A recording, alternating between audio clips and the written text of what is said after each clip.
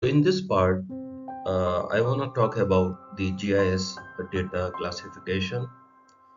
As you know that in GIS we are dealing with the data, and the data may have lower value and the higher values. The data may be the data related to the temperature, it may be related to the precipitation, it may be related to any another variable or factor. It may be related to population, it may be related to the another economic characteristics of the population. So the data is huge. How you can understand the data? For that very purpose, you have to classify the data. That okay, these are the places where the precipitation is low, these are the classes where precipitation is medium, and these are the classes, this is the region where precipitation is high. And this classification is not only for visualization, but also it helps you for another analysis also.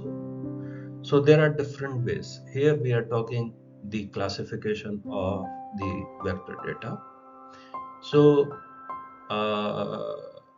what we can do is we can make the equal intervals here, we can make the quantile, we can choose the natural break, and we can choose the manual classes.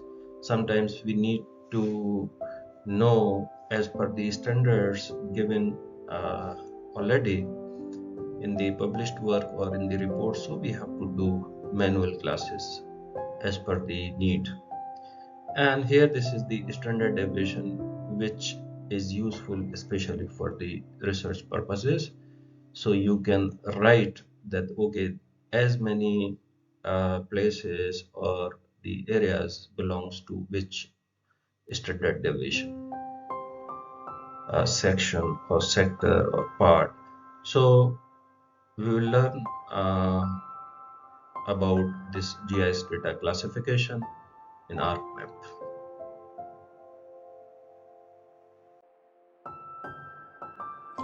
Now let's talk about what more we can do. We can classify the data based on the information here. So for this exercise, let me take some data which is having some more values, and let me take some more data here. This is uh, data we have open attribute table, but data is not much more here. What I will do is I will project it again.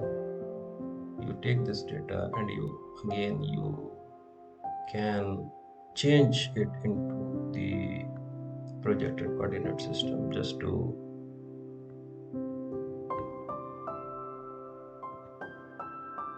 it will help me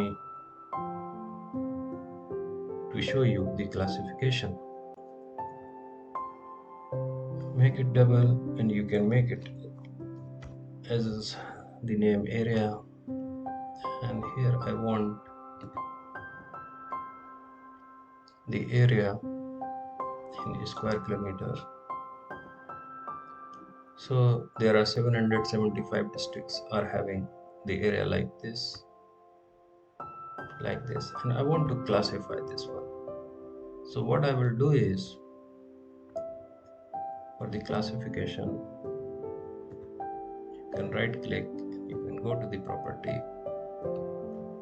and based on area you can go to the symbology, and you can give some quantities, and you want to make some classes based on the area here.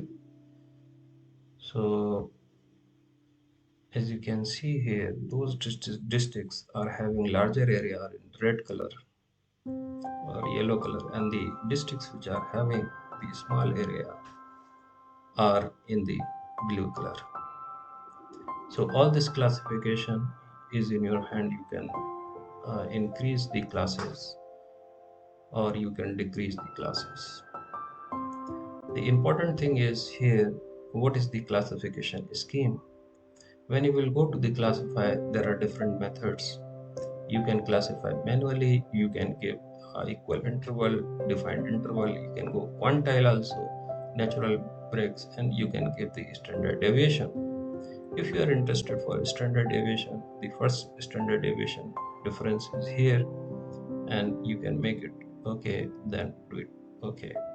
So the values which are red color and green color are extreme, the green color are very small, and red are very large districts. These two values you can see, you can call these values as the outliers.